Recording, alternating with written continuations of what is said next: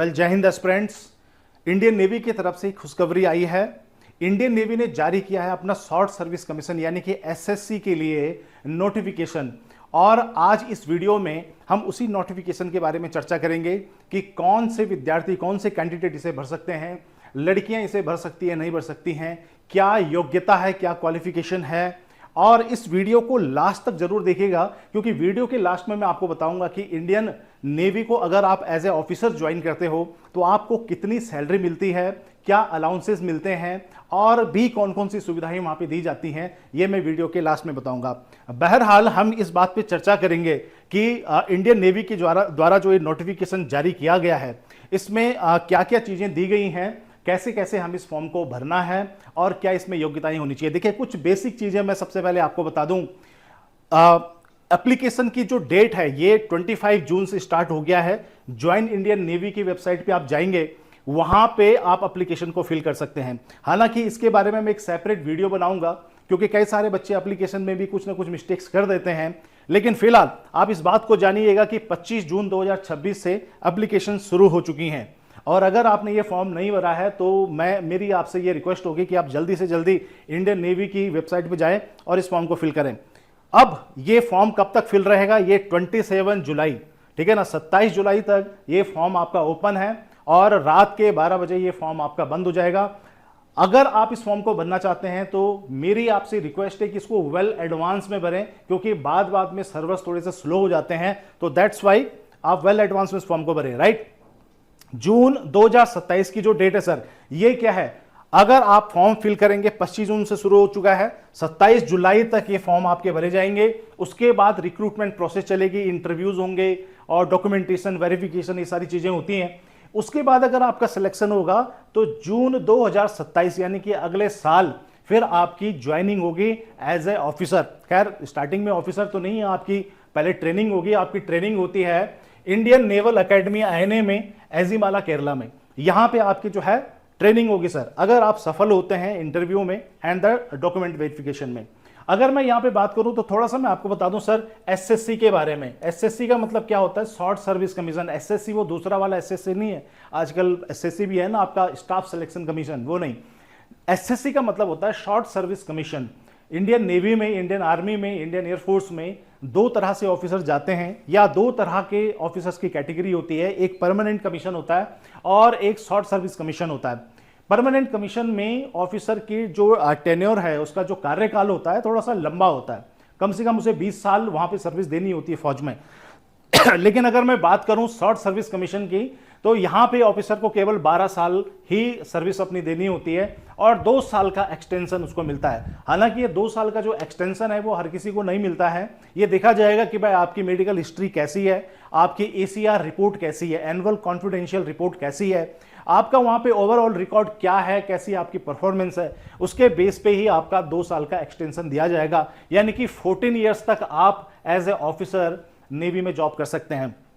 उसके बाद आपका रिटायरमेंट हो जाता है और फिर इसमें कई सारी क्वेश्चंस भी आते हैं कि सर पेंशन मिलती है, नहीं मिलती है, और दुनिया भर के जो एंटाइटलमेंट्स हैं वो मिलते हैं कि नहीं मिलते हैं, उस पर भी आगे चर्चा करेंगे।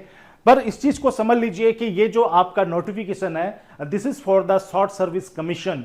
इसमें जब आपकी जॉब लगेगी तो आप 12 साल के लिए नेवी में ऑफिसर बनेंगे, और अगर आप वहां पे बहुत अच्छा परफॉर्म करते हैं, आपकी मेडिकल रिकॉर्ड अच्छे होते हैं, आपके वहां पे कोर्सेज आपने अच्छे किए हैं, अपनी परफॉर्मेंस आपकी अच्छी रही है, तो 2 साल का एक्सटेंशन भी आपको दिया जाएगा। हालांकि ये वॉलंटरी होता है। अगर आप कहते हो कि नहीं, मुझे 2 साल का एक्सटेंशन नहीं लेना है, मुझे तो घर जाना है, तो 12 साल के बाद आप रिटायर हो सकते हैं।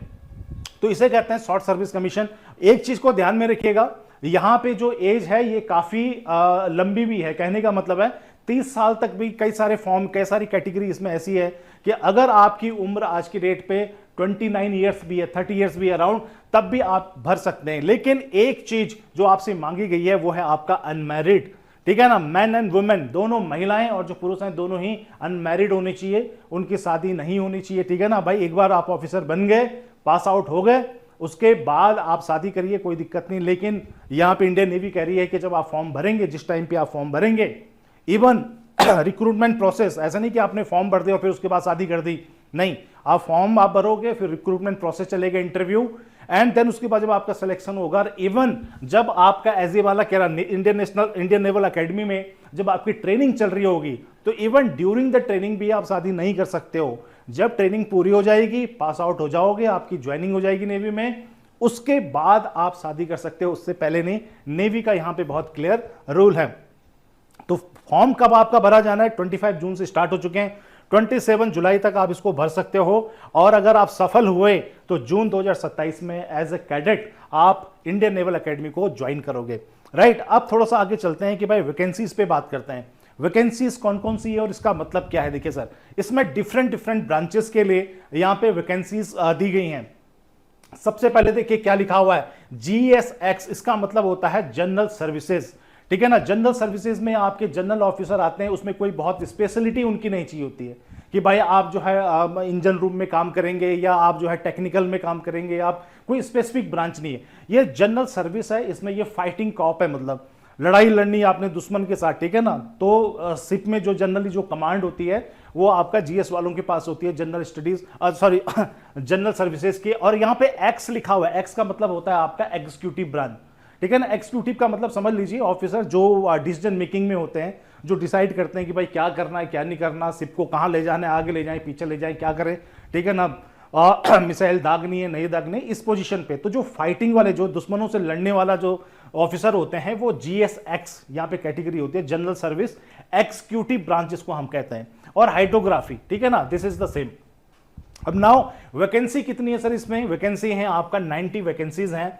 मेन एंड वुमेन दोनों ही इसको इस कैटेगरी के लिए फॉर्म फिल कर सकते हैं, लेकिन इसमें मैक्सिमम 10 वुमेन का हुआ है। अब यहां पे मैक्सिमम 10 का मतलब ये नहीं कि भाई महिलाओं के लिए 10 सीटें आपका रिजर्व हैं, वो 8 भी हो सकती हैं, वो 5 भी हो सकती हैं। अगर हमें वहां पे लड़कियां इस तरह से मिलती हैं, इतने इस नंबर में मिलती हैं, तो हो सकता है 10 की 10 महिलाएं जो है आपका 10 की 10 लड़कियों को सिलेक्ट कर दिया जाए। लेकिन अगर इतनी लड़कियां नहीं आई या लड़कियां अगर वहां पे आई लेकिन वो इतनी क्वालिफाइड नहीं है, तो हो सकता है आपका 8 ही महिलाओं को लिया जाए या 5 ही जो है लड़कियों को लिया जाए। तो ये कोई ऐसा नहीं है कि भाई 10 वैकेंसी जो है महिलाओं के लिए फिक्स हैं, ये फिक्स नहीं है। राइट, मैक्सिमम लिखा हुआ है, मैक्सिमम 10 लड़कियों को लिया जा सकता है और बाकी लड़कों के लिए वो सीटें हैं। इसके अलावा अगर हम बात करें रिक्वायरमेंट क्या है, तो BE या फिर BTech आप होने चाहिए। नेवी के लिए तो जनरली ये रूल आपका हो चुका है कि भाई BTech आपको होना ही चाहिए। अगर BTech नहीं है तो आप नेवी में नहीं जा सकते हैं। मतलब अगर हम आपका GS कैडर की बात करें, जनरल सर्विसेज की अगर हम बात करते हैं। दूसरा, इसमें आपका यहां पे लिखा हुआ है NA डिसिप्लिन, यानी कि BA बैचलर इन इंजीनियरिंग या फिर आप BTech हो और आप किसी भी जो है आपका जब मैकेनिकल से हैं, चाहे आपका जो इलेक्ट्रिकल से है, इलेक्ट्रॉनिक्स से, तो आप इस फॉर्म को भर सकते हैं। और उसमें मिनिमम 60% आपको चाहिए, मिनिमम 60% उसमें होनी चाहिए। अगर आपकी BTech में 60% नहीं है तो आप इस फॉर्म को नहीं भर सकते हो सर। राइट, ये इस कैटेगरी में नहीं भर सकते हो। दूसरी कैटेगरी हमारे पास सर आपका नेवी के जो पायलट्स होते हैं, उनके लिए 25 आपकी वैकेंसीज हैं। इसमें भी मैन और वुमेन दोनों ही, पुरुष और महिलाएं दोनों ही भर सकती हैं। और इसमें मैक्सिमम 3 वुमेन्स हैं, अधिकतम जो है 3 सीटें जो है महिलाओं को दी गई हैं। और अगर क्वालिफिकेशन की बात करें तो वही सेम है, बी यानी कि बैचलर इन इंजीनियरिंग या फिर BTech होना चाहिए। 60% मिनिमम इसमें आपकी नंबर्स होने चाहिए। और इसके साथ साथ आपके 10th में, आपके 12th में भी मिनिमम 60% होनी चाहिए। और 10th में और 12th में भी 60% आपके होने ही चाहिए। ओवरऑल इंग्लिश में भी स्पेशली आपके 60% होने चाहिए। 60% इंग्लिश में भी होने आवश्यक है। हो सकता है आपके 10th में 60% हो, 80% हो, 12th में आपके हो सकता है 80% हो या 70% हो। लेकिन अगर इंग्लिश में आपके 60% से नीचे हैं, देन आपके लिए ये फॉर्म नहीं है। ये भी यहां पे कंडीशन नेवी ने लगाई हुई है। दूसरा जो है ऑब्जर्वर के लिए, आप ऑब्जर्वर के लिए अगर आप फॉर्म फिल करते हो तो फिर 18 वैकेंसीज यहां पे दी गई हैं। मेन एंड वुमेन दोनों ही भर सकते हैं। यहां पे भी 3 सीटें महिलाओं के लिए अधिकतम रखी गई हैं। अधिकतम का मतलब ये नहीं कि भाई 3 सीटें पे महिलाएं जो है ली ही जाएंगी। अगर कोई लड़की नहीं मिलेगी तो वो सीट खाली चली जाएंगी या उन पे लड़कों को भर लेंगे। ठीक है ना, तो ये ध्यान में रखिएगा। ये ऐसा नहीं कि भाई 3 फिक्स है। और इसमें भी सेम, या फिर BA हो या फिर BTech हो, 60% आपकी चाहिए। BTech में भी 60% आपकी चाहिए, 10th में भी, 12th में भी, एंड इंग्लिश में अलग से। ठीक है ना। 10th में इंग्लिश में 60%, 12th में जो है कम से कम 60 नंबर आपके होने चाहिए इंग्लिश में, देन आप इस फॉर्म को बनने के लिए एलिजिबल होंगे। इसके बाद एटीसी की बात करते हैं, एयर ट्रैफिक कंट्रोल की बात करेंगे तो 15 वैकेंसीज इसमें है। इसमें मेन एंड वुमेन दोनों ही हैं, लेकिन इसमें कोटा नहीं दिया गया है कि भाई कितनी लड़कियां और कितने जो है लड़कों की बात होगी, लेकिन दोनों ही इसमें जो है भर सकते हैं। और सेम क्वालिफिकेशन यहां पे कि भाई बी या फिर बीटेक होना चाहिए, 60% होनी चाहिए 10th में भी, 12th में भी एंड द इंग्लिश में भी। इसके बाद लॉजिस्टिक्स की अगर हम बात करें, नेवी लॉजिस्टिक्स की, तो इसमें भी आपके 10 वैकेंसीज हैं। मैन एंड वुमेन दोनों ही भर सकते हैं। इसमें दिया गया है कि भाई लगभग 2 महिलाएं, इसमें 2 सीटें जो है महिलाओं के लिए हैं, लेकिन अगर महिला, वही सेम चीज मैं आपसे कहूंगा, मैक्सिमम अगर महिलाएं नहीं मिलेंगे तो लड़कों को ले लेंगे, ठीक है। दूसरा, इसमें भी बीटेक की अगर हम बात करें, अच्छा लॉजिस्टिक में क्या है कि फिर आपका कुछ स्पेसिफिक आपके पीजी डिप्लोमा भी चल जाते हैं, उसमें ऐसा नहीं कि भाई बी और बीटेक ही हमें चाहिए। फर्स्ट क्लास का मतलब वही आपका 60%, या फिर आप इंजीनियरिंग की हो, आपने बी किया हो, या फिर आपका बीटेक किया हो और उसमें 60%, और इसके अलावा जो है कुछ स्पेसिफिक कुछ हमें डिप्लोमास की भी जो है वहां पे रिक्वायरमेंट्स हैं, वो क्या है वो मैं आगे आपको बताऊंगा, आगे नोटिफिकेशन किसके बारे में कि ये स्पेसिफिक जो है आपके डिप्लोमास क्या हैं। इसके बाद एनएआईसी की हम बात करें, ये क्या होता है, आपका आर्मामेंट्स होते हैं, आर्मामेंट्स की ब्रांच होती है सर। ये एनएआईसी को क्या क्या काम होता है इनका काम होता है, जैसे नेवी में मिसाइल्स होती हैं, नेवी में जो आपके हथियार होते हैं, ठीक है ना, खासकर मिसाइल्स हैं, बॉम्ब्स हैं, टॉर्पीडोस हैं, उनका रख रखाव करना, ठीक है ना, उनकी सेफ्टी। जैसे मिसाइल्स की अगर हम बात करें नेवी में, तो नेवी में जो शिप में मिसाइल्स होती हैं वो एक पर्टिकुलर टेम्परेचर में, एक विशेष टेम्परेचर में उनको रखा जाता है, ठीक है ना, 10 डिग्री, 5 डिग्री या 0 डिग्री या उससे कम में उनको रखा जाता है। वो डिपेंड करता है कि भाई वो न्यूक है या फिर वो आपका कौन सी मिसाइल है, एक पर्टिकुलर टेम्परेचर पे उनको रखना होता है। तो वो काम भाई आपका एनएसी का होता है। इस ब्रांच में भी आप जा सकते हो, मतलब ये बेसिकली आपका वेपनरी वाली ब्रांच होती है। ये वेपन्स में एक्सपर्ट होते हैं, वेपन के रख रखाव में, उसकी सेफ्टी में, उसकी मेंटेनेंस में। फिर जब वो एक्सपायर हो रहे हैं तो उनको एक्सपायर, ठीक है ना, कहीं कैसे उनको डिस्पोज करना है, इन सब चीज के लिए एक नेवी में अलग से ब्रांच होती है जिसको हम कहते हैं एनएससी। तो अगर आप इसको ज्वाइन करना चाहते हो तो well and good, you are welcome. Navy आपको बुला रही है, 14 वैकेंसीज है यहाँ पे, मेन एंड वुमेन दोनों ही इसको भर सकते हैं। और सर आपका जो है कोर इंजीनियरिंग, अभी वो क्या है थोड़ा सा हम आगे भी देखेंगे, उसमें बी एंड बीटेक वाले अगर हैं, अगर आपने बैचलर इंजीनियरिंग एंड बीटेक किया हुआ है या फिर बीटेक किया हुआ है और 60% आपके हैं, तो आप इस ब्रांच के लिए अप्लाई कर सकते हो, राइट। अब आगे जो है थोड़ा सा हम आगे देखेंगे, नेक्स्ट में थोड़ा सा इसको और डिटेल लेके चलते हैं। जैसे टेक्निकल ब्रांचेस की हम बात करते हैं, जो टेक्निकल ब्रांच है हमारी, ठीक है। अब टेक्निकल ब्रांच में देखिए सर, आपका जनरल सर्विस इंजीनियरिंग में जो आपका 24 वैकेंसीज है, मैक्सिमम इसमें 4 महिलाएं जा सकती है जनरल सर्विस इंजीनियरिंग में। इसके लिए जनरली बीटेक मैकेनिकल आपका मांगा हुआ है, या इलेक्ट्रिकल मांगा हुआ है, या इलेक्ट्रॉनिक्स मांगा हुआ है, या आपने मरीन इंजीनियरिंग की है, ठीक है ना, बैचलर इंजीनियरिंग और उसमें मरीन इंजीनियरिंग में अगर आपने किया हुआ है तो फिर आप इसके लिए जनरली सभी के लिए आप एलिजिबल होते हो।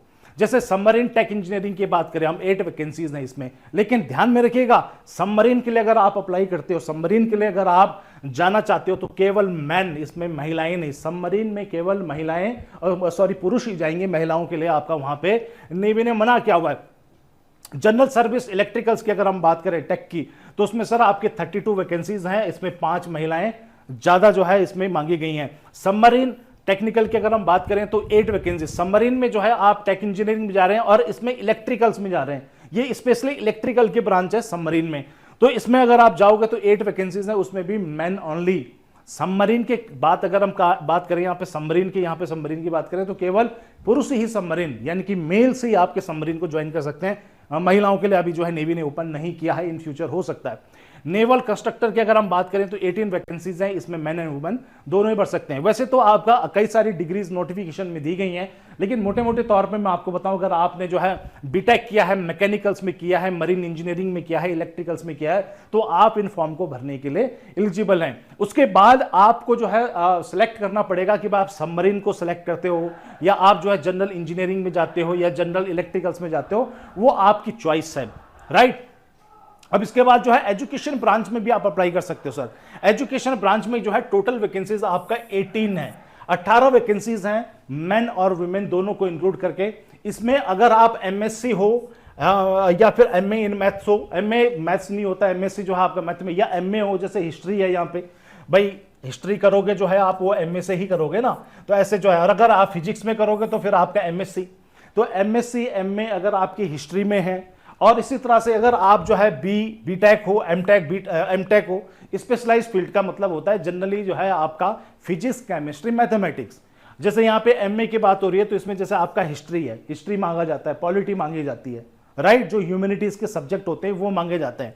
तो ये फॉर्म जो है आप भर सकते हो। इसमें 18 जो है सीटें हैं अगर आप नेवी के एजुकेशन ब्रांच में जाना चाहते हो। लेकिन यहां पे जो है एक क्रिटिकल जो है मैंडेट, एक क्रिटिकल रिक्वायरमेंट मांगी गई है कि कम से कम 60% आपके होने चाहिए क्लास 10th में, क्लास 12th में एंड इंग्लिश में। सेम वही पॉइंट कि कम से कम 60% आपके होने चाहिए, कम से कम 10th में, 12th में, और इंग्लिश में भी 60% आपके होने चाहिए, तब आप एजुकेशन ब्रांच की जो है वैकेंसीज को फिल कर सकते हो। ठीक है ना। तो नेवी की अपनी कुछ स्पेशल रिक्वायरमेंट्स हैं। अगर आप एमए हिस्ट्री आपने किया है तो फिर आप जा सकते हो। एमएससी अगर आपने फिजिक्स में, मैथ्स में या फिर आपका जो है केमिस्ट्री में किया है तो आप इस फॉर्म को फिल कर सकते हो। ठीक है। अब आते हैं सर आपका जो है थोड़ा सा एलिजिबिलिटी पे, यानी कि जिसको कहते हैं एज वाली जो एलिजिबिलिटी है कि भाई आपकी उम्र कितनी होनी चाहिए। देखिए सबसे छोटा जो विंडो है, सबसे छोटी जो विंडो यहां पे मैंने 4 कैटेगरी में इसको रखा हुआ है। अगर सबसे छोटी विंडो जो है इसमें वो है आपका 2 जुलाई से लेके और 2 जुलाई 2002 से लेके आपका 2008 तक। इसमें कौन है जो मैंने बताया, जनरल सर्विस वाले, जो सबसे ज्यादा वैकेंसीज 90 वैकेंसीज जो है जनरल सर्विसेज वाले, एग्जीक्यूटिव ब्रांच के, लॉजिस्टिक की कुछ ब्रांचेस इसमें आती हैं, एनएससी वाली, वही जो वेपन वाली मैंने आपको बताया जिनका काम वेपन का रख रखाव होता है वो है, टेक है, और आपका कंस्ट्रक्टर।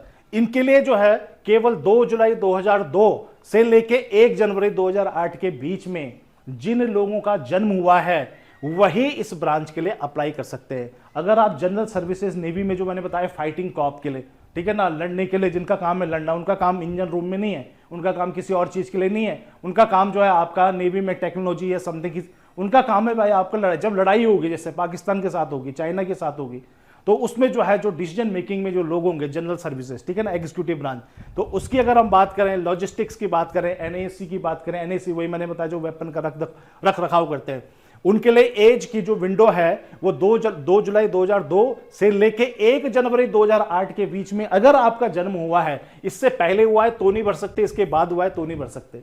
ठीक है ना।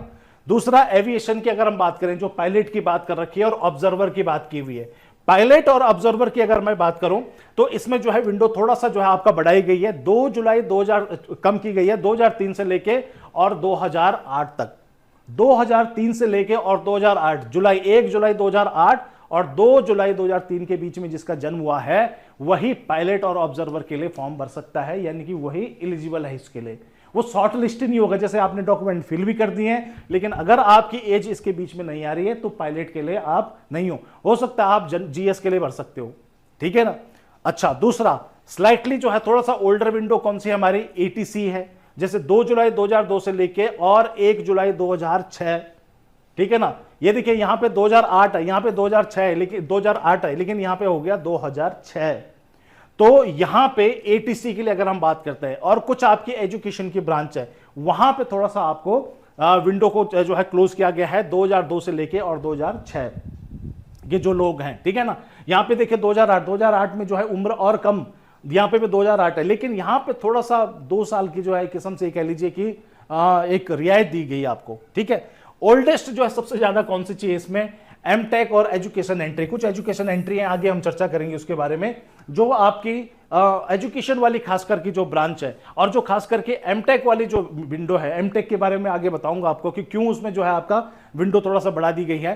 2000 जिसका जन्म सोचिए 2 जुलाई 2000 को भी हो रखा होगा और 2006, ठीक है ना, यहां तक आप फॉर्म भर सकते हैं। जिसका जन्म 2000 में हुआ, सन 2000 में जिसका जन्म हुआ है, आज 2026 चल रहे समय इसमें उसकी एज 2026 चल रहा है, तो उसकी उम्र कितनी होगी, 26 साल होगी। तो 26 साल का व्यक्ति भी इस फॉर्म को भर सकता है, लेकिन उसकी कुछ एंड किस में जो है आपका भरेगा वो आगे मैं आपको बताऊंगा। अच्छा, फाइनल ईयर के स्टूडेंट्स के लिए कुछ बात लिखी हुई है, वो आगे भी मैंने लिखी हुई है। फाइनल ईयर के जो स्टूडेंट्स होंगे वो भी इस फॉर्म को भर सकते हैं, लेकिन ध्यान में रखिएगा यहां पे एक चीज आपकी दी हुई है, 20 जून 2027, यानी कि जब आप as a cadet Indian Naval Academy को ज्वाइन करोगे, इंडियन नेवल एकेडमी को जब एज ए कैडेट आप ज्वाइन करोगे, आपका एसएसबी हो गया, आपका मेडिकल हो गया, डॉक्यूमेंट वेरिफिकेशन हो गई, उसके बाद आपका सिलेक्शन हो गया, तो जून के महीने 2027 में आपने ज्वाइन करना है। तब तक आपका जो है बीटेक के एग्जाम हो जाने चाहिए और उसका रिजल्ट आ जाना चाहिए, और उस रिजल्ट में कम से कम आपकी 60% आनी चाहिए, नहीं तो फिर आपको वहां पे एंट्री डिनाई कर दी जाएगी। आपने एसएसबी निकाला, क्योंकि फाइनल ईयर में हो, फॉर्म तो भर सकते हो, कोई दिक्कत नहीं है, फॉर्म आप भर सकते हो, फॉर्म की कोई इश्यू नहीं है, फॉर्म आप भरिए और उसके बाद आप एसएसबी जाइए, वहां पे इंटरव्यू होगा, मेडिकल होगा, आपका डॉक्यूमेंट वेरिफिकेशन सब कुछ।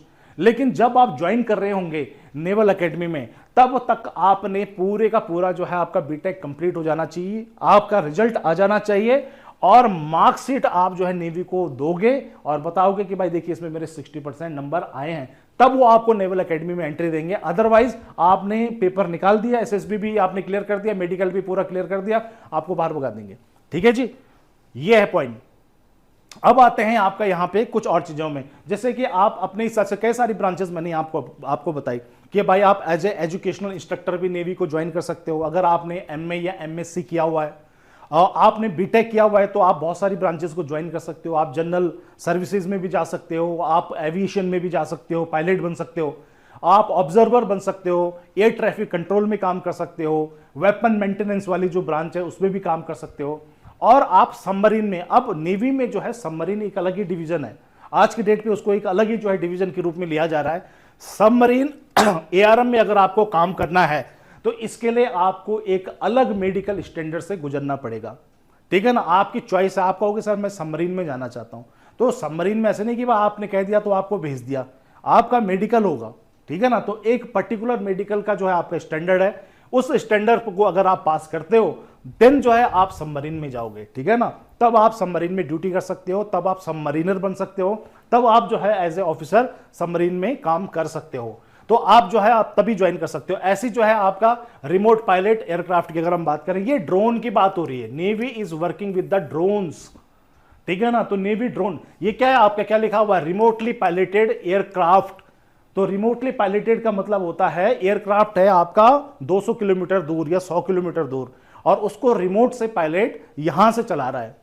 ठीक है ना, किसी दूसरी जगह से चला रहा है, उसमें कोई नहीं बैठा हुआ है, तो वो पायलटलेस यानी कि ड्रोन्स होते हैं। तो नेवी ऑब्वियसली जो है ड्रोन्स की तरफ आपका बढ़ रही है, यूज कर रही है आज की डेट में, और इसको ऑब्वियसली वो बहुत ज्यादा जो है आपका फ्यूचर में यूज करने वाले हैं। इसके लिए जो है एक अलग ही ब्रांच बनाई गई है, रिमोटली पायलटेड एयरक्राफ्ट, आरपी की ब्रांच है, और अगर आप इसको ज्वाइन करना चाहते हो तो आप अप्लाई कर सकते हो। लेकिन इसके लिए भी फिर कुछ ना कुछ जो है आपके पर्टिकुलर मेडिकल होना चाहिए, कुछ ना कुछ जो है उसके अपने स्टैंडर्ड्स हैं जो कि चेक किए जाएंगे इंडियन नेवल एकेडमी में। एट देन अगर आप उसमें पास होते हो तो you can become the RPA, remotely piloted aircraft का जो है पायलट आप बन सकते हो। एक पायलट है भाई जो आपका राफेल वगैरह को उड़ा के ले जा रहा है, एक पायलट हुआ है जो रिमोट से आपका ड्रोन को चला रहा है, वो भी पायलट ही है। तो वो तो किसी बिल्डिंग में अंदर बैठा हुआ है और वो ड्रोन को उड़ा रहा है आपका 50-100 किलोमीटर दूर, राइट। इसके लिए भी ज्वाइन आप कर सकते हो, लेकिन फिर वही है कि थोड़ा सा मेडिकल स्टैंडर्ड और कुछ उनके अपने टेस्ट होंगे, उस टेस्ट को आप पास कर दोगे तो ऑब्वियसली ज्वाइन कर सकते हो। ठीक है ना, कोई दिक्कत नहीं। और इसमें खास बात यह है कि इसमें ना 31,000 का 31,250 रुपए अलग से मिलेंगे। अगर आप सबमरीन को ज्वाइन करोगे तो अगर आपकी सैलरी 1 लाख रुपए है, तो अगर सबमरीन ज्वाइन करोगे तो आपकी सैलरी 1 लाख प्लस आपका 31,250, ठीक है ना, 250 रुपए, लगभग 32,000 रुपए आपको ज्यादा मिलेंगे।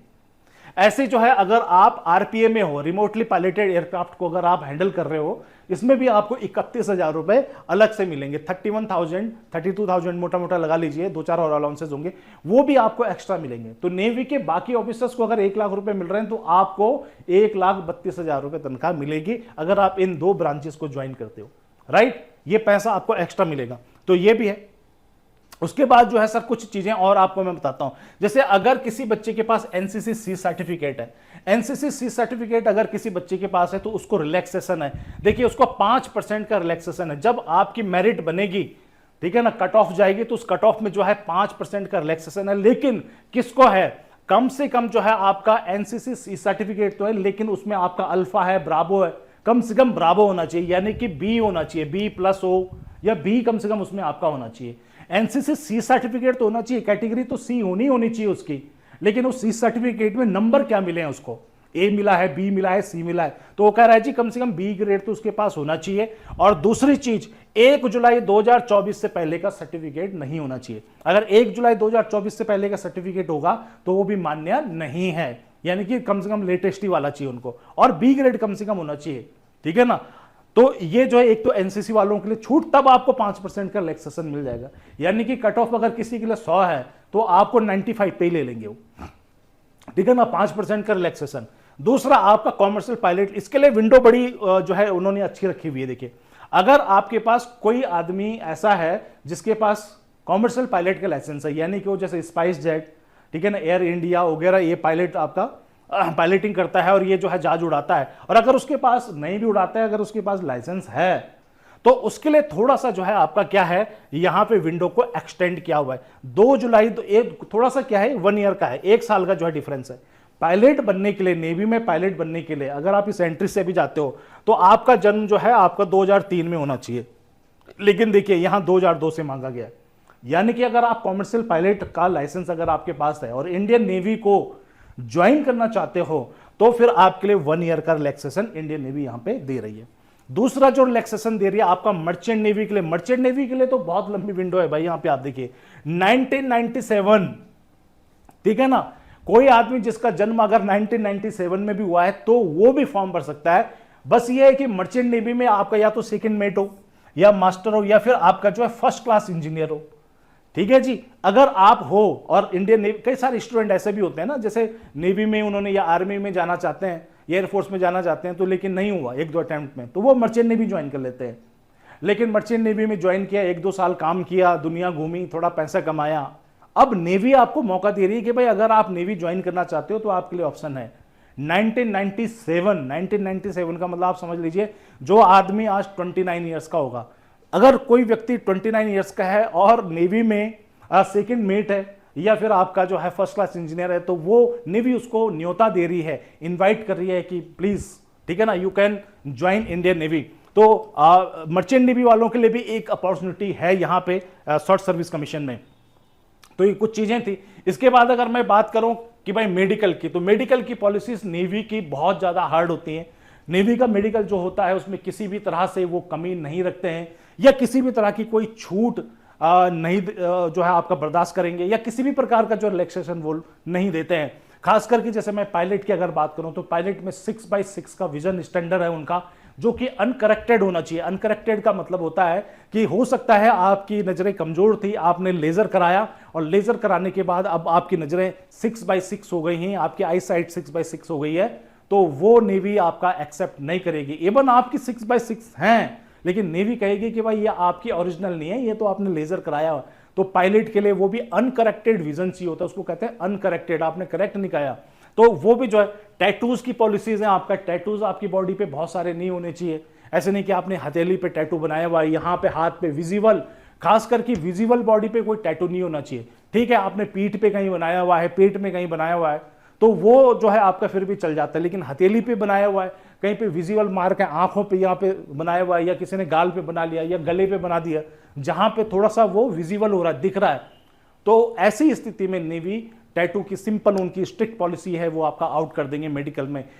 इवन आप मेडिकली फिट है लेकिन आपके टैटू बना रखे हैं और वो विजिबल हो रहे हैं, इधर गाल पे बने हैं या हाथों पे हथेलियों पे बने हुए हैं, navy will not accept you, right. तो यह है आपका दूसरा जो है नार्कोटिक्स में बहुत जीरो टॉलरेंस है। नार्कोटिक्स में अगर भाई आपका वहां पे जब मेडिकल में आप जाओगे तो वहां पे एसएसबी के बाद जब आपका मेडिकल होगा तो वहां पे आपका ब्लड का सैंपल लिया जाएगा और उसमें बहुत सारे आपके टेस्ट रन किए जाएंगे, और अगर आपके ब्लड में किसी भी तरह की नार्कोटिक्स मिलती है, किसी भी प्रकार का अफीम, गांजा, हीरोइन या किसी भी प्रकार का जो है ऐसा ड्रग मिलता है जो कि बैंड है, जो कि नशीले पदार्थों में कंसिडर होता है, Indian Army, Indian Navy, Indian Air Force is not going to take you, आपको मेडिकली आउट कर देंगे। तो वहां पे बिल्कुल गंजेड़ी नशेड़ी टाइप के बंदे नहीं चाहिए, वहां पे बिल्कुल क्लीन, ठीक है ना, लोग चाहिए होते हैं हमें। तो ये हो गया सर। इसके बाद जो है आपका थोड़ा सा मैं आपको सिलेक्शन प्रोसेस बता देता हूं, कैसे इसमें सिलेक्शन प्रोसेस होगा। पहले तो आप जो है फॉर्म भरेंगे इसमें, ठीक है। इंडियन नेवी की वेबसाइट पे, ज्वाइन इंडियन नेवी की वेबसाइट पे आप जाइए, वहां पे एसएससी शॉर्ट सर्विस कमीशन के लिए नोटिफिकेशन होगा, आप उसको जो है वहां पे लॉगिन करिए, क्लिक करके लॉगिन करिए। उसके बाद होगा कि आप जब फॉर्म भर देंगे उसके बाद नॉर्मलाइजेशन या शॉर्ट लिस्टिंग होगी, ठीक है ना। जितने भी लड़के जैसे बीटेक हैं तो बीटेक वालों ने फॉर्म भरा, तो फिर उसके बाद शॉर्ट लिस्ट होगा। आपकी 60% है तो किसी की भाई 65 है, किसी की 70% है, किसी की 80% है तो वैकेंसी 90 है, लड़कों ने भरा हुआ है, कम से कम 10,000 लड़कों ने फॉर्म भर दिया, 20,000 लड़कों ने फॉर्म भर दिया, तो शॉर्ट लिस्टिंग होगी उसमें, ठीक है। तो उसमें हो सकता है भाई 75% पे कट ऑफ जाए, 80% पे कट ऑफ जाए, 70% पे कट ऑफ जाए, तो उसकी शॉर्ट लिस्ट होगी और नॉर्मलाइजेशन होगा ऑफ द मार्क्स। फिर उसके बाद जब ऐसा हो जाएगा, उसके बाद वो एसएसबी के लिए जो शॉर्ट लिस्टेड कैंडिडेट होंगे उनको एसएसबी इंटरव्यू के लिए बुलाया जाएगा। एसएसबी इंटरव्यू जो है ना वो बेसिकली आपका 5 दिन का होगा। उसमें जो है पहले दिन स्क्रीनिंग होगी, ये अलग मुद्दा है, फिर भी मैं मोटा मोटा बताता हूं। इसमें आपका पहले दिन स्क्रीनिंग होगी, 80% बंदा स्क्रीनिंग में बाहर हो जाता है, बाकी 20% जो बचे हुए लोग हैं उनके लिए वो जो है आपका 4 दिन तक वहां पे रहेंगे। आपके साइकोलॉजिकल टेस्ट आपको देने पड़ेंगे, थीमेटिक टेस्ट होता है, आपका वर्ड एसोसिएशन होता है, वेट होता है, एसआरटी होता है, एसडीटी होता है, कई सारी चीजें होती हैं। वो आपका जो है टेस्ट, साइकोलॉजिकल टेस्ट होंगे, जीटीओ के आपके जो है वहां पे टेस्ट होंगे, ग्रुप टास्क होंगे, आपके सिंगल कमांड टास्क, दुनिया भर के जो है टास्क होंगे जीटीओ के, वो आप वहां पे परफॉर्म करोगे, आपकी परफॉर्मेंस चेक होगी, एंड देन आपका पर्सनल इंटरव्यू भी वहां पे होगा। वो मेरे ख्याल से आपको पता ही होगा कि भाई एक पर्सनल इंटरव्यू भी जो है एसएसबी में होता है। फिर इन सब चीजों के बाद आपका कॉन्फ्रेंस होती है। कॉन्फ्रेंस 5वें दिन मतलब कॉन्फ्रेंस होती है, 5 दिन का इंटरव्यू है।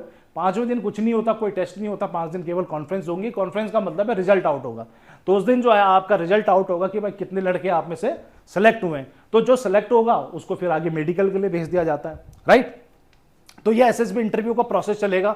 उसके बाद आपका मेडिकल एग्जामिनेशन होगा जो कि काफी स्ट्रिक्ट होता है नेवी में। अगर मैं नेवी की बात करूं, नेवी और एयरफोर्स में बहुत ज्यादा स्ट्रिक्ट आपका मेडिकल होता है, और खास करके जो स्पेसिफिक ब्रांचेस होती हैं, जैसे आपका पायलट के लिए मैं बात करूं, अगर मैं बात करूं जो खास करके जो स्पेसिफिक ब्रांच में काम कर रहे हैं, जैसे सबमरीन की हम बात करते हैं, ठीक है ना, तो इसमें जो है बहुत स्पेसिफिक और बहुत ही स्ट्रिक्ट आपका मेडिकल होगा, और किसी भी प्रकार की गलती इसमें कोई भी बर्दाश्त नहीं की जाती है। 0.1 की डिफरेंस से भी बंदों को बाहर कर दिया जाता है। तो रीमेडिकल भी दे सकते हैं, बाहर भी कर सकते हैं। तो ये मेडिकल एग्जामिनेशन होगा इंटरव्यू के बाद, और उसके बाद फिर फाइनल मेरिट लगेगी। जितने भी लोगों ने एसएसबी इंटरव्यू क्लियर किया है, मेडिकल क्लियर किया है, फिर जो है एक मेरिट लिस्ट बनाई जाएगी, और उस मेरिट लिस्ट में अगर आपका नाम है, then you are going to join the Indian Navy as a officer, और आपकी ट्रेनिंग होगी इंडियन नेवल एकेडमी में, राइट।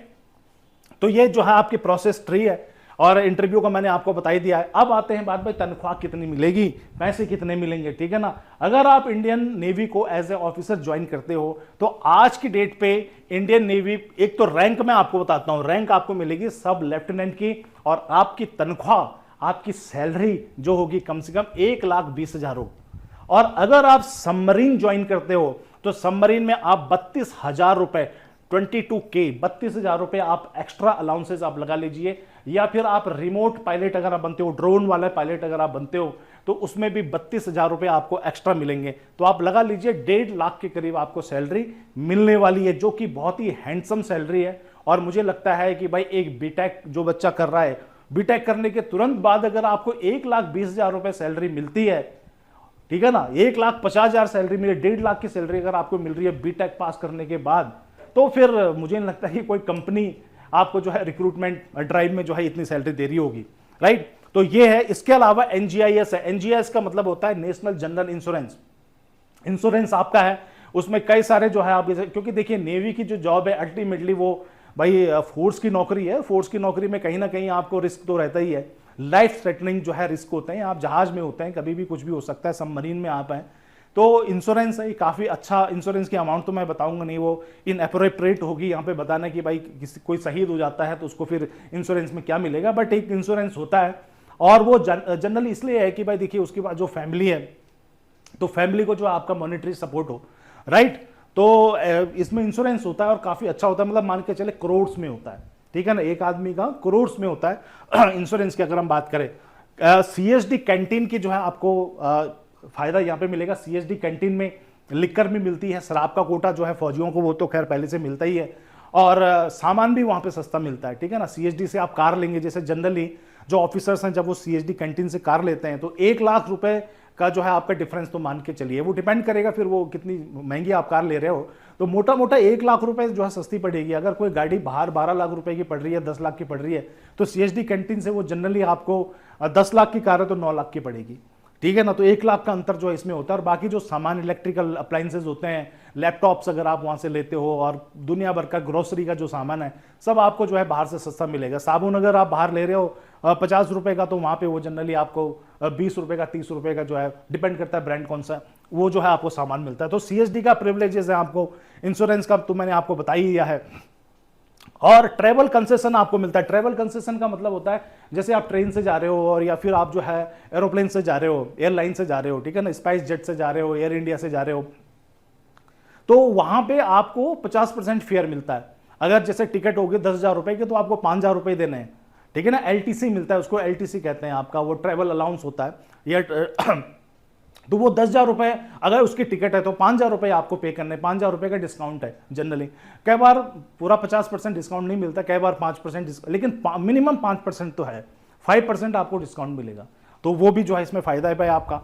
और मेडिकल फैसिलिटीज की अगर हम बात करें, तो मेडिकल फैसिलिटी तो आप सब लोगों को पता ही है, आर्मी, नेवी, एयरफोर्स के अपने हॉस्पिटल्स होते हैं, और उन हॉस्पिटल्स में जो है आर्मी पर्सनल्स के लिए मुफ्त जो है आपकी सुविधाएं होती हैं। इवन आर्मी पर्सनल्स के लिए नहीं, उनकी फैमिलीज के लिए भी, अगर आपके माता पिता को भी कोई समस्या है, मेडिकल प्रॉब्लम है, उनको भी आप मेडिकल हॉस्पिटल में दिखा सकते हो। वहां पे बहुत ही ज्यादा क्वालिफाइड डॉक्टर्स होते हैं आर्मी के, नेवी के, एयरफोर्स के, और बिल्कुल मुफ्त है। कोई आपको वहां पे पैसा नहीं देना, किसी भी प्रकार से जो है कोई आपको फीस नहीं ली जाएगी आपसे, और बहुत अच्छी सुविधाएं वहां पे होती हैं। तो मेडिकल, देखिए आज की डेट पे खर्चा किसमें है भाई, आपको सबसे ज्यादा खर्चा ये होगा ना कि यार कोई बीमारी हो गई, तो फिर जो है उसमें 8-10 लाख रुपए लग गए। वहां पे इस प्रकार की जो है चिंता करने की आवश्यकता नहीं है, ना अपनी, ना अपने परिवार की, फैमिली की, माता पिता, बीवी बच्चों, किसी की नहीं, सब जो है वहां पे मुफ्त है, फ्री है। इंश्योरेंस की बात कर दी, सीएसडी की बात कर दी, ट्रैवल कंसेशन दे रहा है, 1.5 लाख रुपए सैलरी आपको अलग से दे रहा है, यार क्या चाहिए फिर, ठीक है ना। तो सबसे यही कहूंगा, जो भी ये वीडियो देख रहा है भाई, नेवी के लिए ट्राई करो, आर्मी एयरफोर्स के लिए ट्राई करो। इंडियन आर्मी, नेवी और एयरफोर्स आपको मतलब इतनी सुविधाएं देता है जितनी सुविधाएं भारत सरकार में कोई भी डिपार्टमेंट नहीं देता है। अब बहुत ही अच्छी जो है आपकी सैलरीज हैं, और उसके बाद अलाउंसेज एंड दूसरी जो फैसिलिटीज है बहुत अच्छी है। ये सारी चीजें हैं। इसके बाद अगर मैं बात करूं थोड़ा सा जो है और 2-4 चीजों पे, एक प्रोविजन का पीरियड रहता है। जैसे ही आप ट्रेनिंग करके निकलते हो और आप एज ए ऑफिसर नेवी में ज्वाइन करते हो, तो ये सबके लिए ही है। 2 ईयर्स का आपका प्रोविजन पीरियड होता है, 2 साल का जो है प्रोविजन होता है। और इसमें अगर कहीं ना कहीं उन्हें लग गया कि यार थोड़ा सा ये नहीं कर पा रहे हैं, या फिर जो है इनकी परफॉर्मेंस सेटिस्फैक्टरी नहीं है, तो वो फिर 2 साल में टर्मिनेट भी कर लेते हैं, ठीक है ना। 2 साल, क्योंकि 2 साल का प्रोविजन, वो 2 साल तक देखेंगे आपको, तो प्रोविजन होता है। दूसरा जो है आपका, अगर वही शादी की बात करो, जो आपके मैरिटल रूल्स हैं, मैंने आपको बता दिया भाई, शादीशुदा आदमी तो अप्लाई कर ही नहीं सकता, और फॉर्म भरने के बाद भी आप शादी नहीं कर सकते। ये नहीं कि भाई फॉर्म मैंने भरा था उस दिन तक तो मैंने शादी नहीं की थी ना, उस दिन तक तो मैं अनमैरिड था, तो फॉर्म में तो मैंने अनमैरिड लिख दिया, लेकिन उसके 10 दिन बाद शादी कर दी, तो ऐसा भी नहीं हो सकता।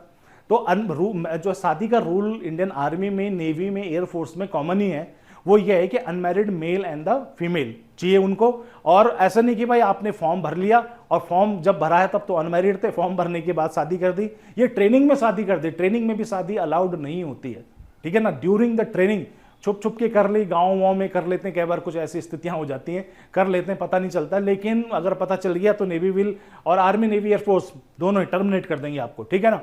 दूसरा जो आपका थोड़ा सा फाइनेंशियल रिस्क रहता है, वो ये रहता है, फाइनेंशियल रिस्क ये है कि आप फॉर एग्जांपल ट्रेनिंग के लिए गए नेवी में या आर्मी एयरफोर्स में, आप ट्रेनिंग कर रहे हो, और ट्रेनिंग के दौरान ट्रेनिंग आप मतलब जिसको सहन नहीं कर पा रहे हो, ठीक है ना। ट्रेनिंग में मतलब आप ये कह लीजिए कि भाई रगड़ा बहुत मिल रहा है आपको, और आप टॉलरेट नहीं कर पा रहे हो ट्रेनिंग को फिजिकली, मेंटली।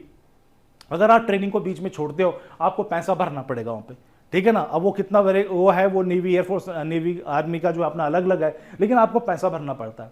आप पैसा भरोगे तभी फौज छोड़ेगी, नहीं तो फौज छोड़ेगी नहीं आपको, ठीक है ना। पूरा जो है निचोड़ है, निकाल के रहेगी फौज। तो भाई पैसा भरोगे तभी वापस आएगा, तो इसलिए वापस नहीं आना भाई। दूसरा जो है, अगर ये तो मैंने सारी बातें आपको बताई दी हैं कि भाई कहाँ आपने जो है ये फॉर्म भरा जाएगा। ये वेबसाइट का लिंक है हमारा www.joinindianarmy, ठीक है ना, joinindiannavy.gov.in, ये लिंक है। और चाहें तो आप अपने फोन से इसको स्कैन भी कर सकते हैं। आप जब इसको स्कैन करोगे तो सीधे पोर्टल पे पहुंच जाओगे इंडियन नेवी के, ठीक है जी। इसमें आपको ओरिजिनल जो आपके डिग्रीज हैं, जो मार्कशीट है, उनको स्कैन करके आपको अपलोड करना है। 10th की हो, 12th की हो, सीजीपीए जो भी है, ये सबको। एनसीसी क्लेम कर रहे हो, मर्चेंट नेवी को क्लेम कर रहे हो, या जो आपका किसी भी प्रकार का कोई रिलैक्सेशन आप क्लेम कर रहे हो तो उसका सर्टिफिकेट भी आपको अपलोड करना पड़ेगा और बहुत ही क्लियर होना चाहिए। लिखा हुआ इसमें जेपीजी और टीआईएफ फॉर्मेट में होना चाहिए। जेपीजी फॉर्मेट में आप करेंगे तो ज्यादा बढ़िया रहेगा, ठीक है जी।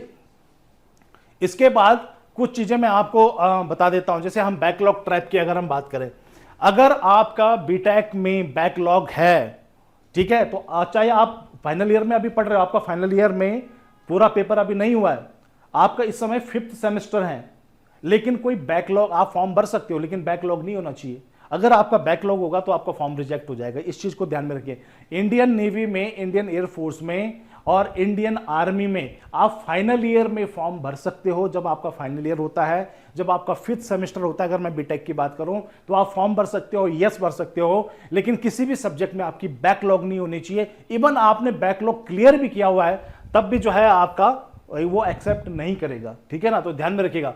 दूसरा, इनवैलिड जो है आपके इक्विवेलेंसेस की, जैसे कि कई बार क्या होता है कि कई लोग बड़ी वियर्ड सी डिग्री ले लेते हैं, BTech in this plastic engineering. अब जिसने बीटेक इन प्लास्टिक इंजीनियरिंग करा होगा तो उसके लिए फिर ये फॉर्म नहीं है, ठीक है ना। इसमें बेसिकली मैकेनिकल, इलेक्ट्रिकल, इलेक्ट्रॉनिक्स, ये जो है आपका फॉर्म भर सकते हैं। तो लगभग सारे फॉर्म भर सकते हैं जितनी भी मैंने कैटेगरी आपको बताई है।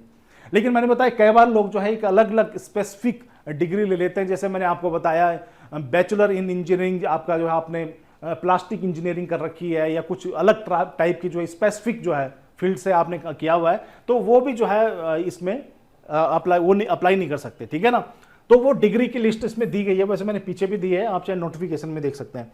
दूसरा जो है आपका एलिजिबल की बात हम करें, अगर आप डॉक्यूमेंट की इलीगल उसकी बात करें, इसमें क्या है कि अगर आपने डॉक्यूमेंट अपलोड किए और अगर वो सही से आपने स्कैन नहीं किए, धुंधले हैं, या आपने फर्जी डॉक्यूमेंट उसमें अपलोड कर दिया, आपने कहा यार लगा दो एनसीसी का सर्टिफिकेट और फिर जो है देखी जाएगी, जब मिलेगा तब मिलेगा, ऐसा करके समथिंग आपने कुछ फर्जी लगा दिया, ठीक है ना। एआई से आजकल जो है काफी सारी चीजें बन जाती है, तो आपने भी इस तरह के फर्जी कोई डॉक्यूमेंट, अगर आपने इनएलिजिबल आपके अगर आप हो और आपने जो है सर्टिफिकेट लगा दिया कि मैं एलिजिबल हूं, देन आपके जो फॉर्म है वो आपका रिजेक्ट हो जाएगा। मैं आपको बताऊं, इस बार अभी न्यूज आई थी, यूपीएससी ने एआई का इस्तेमाल किया है फॉर्म को रिजेक्ट करने के लिए, तो आप बचा नहीं जा सकता।